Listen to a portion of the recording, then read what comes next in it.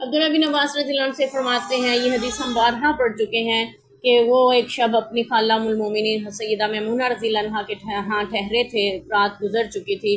तो फिर आप सल्लल्लाहु अलैहि वसल्लम सो गए, यानी लंबी हदीस जिक्र करने के बाद, यहाँ तक कि सांस की आवाज़ आने लगी। इसके बाद मुअज्जिन आपके पास आया और आप बाहर तशरीफ़ ले गए और फजर की नमाज अदा की, वुज़ू नहीं किया।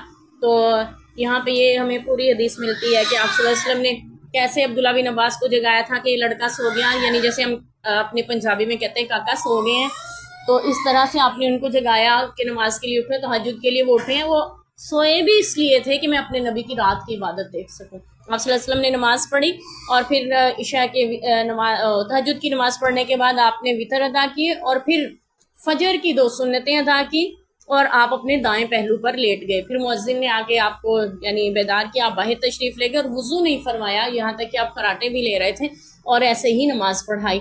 तो इसके बारे में हज़रत आयशा रज़ियल्लाहु अन्हा से भी हमें रवायत मिलती है। वो फरमाती हैं, मैंने अर्ज़ किया, अल्लाह के रसूल आप तो सो गए थे, तो आपने फरमाया था कि मेरी आँख सोती है, मेरा दिल नहीं सोता।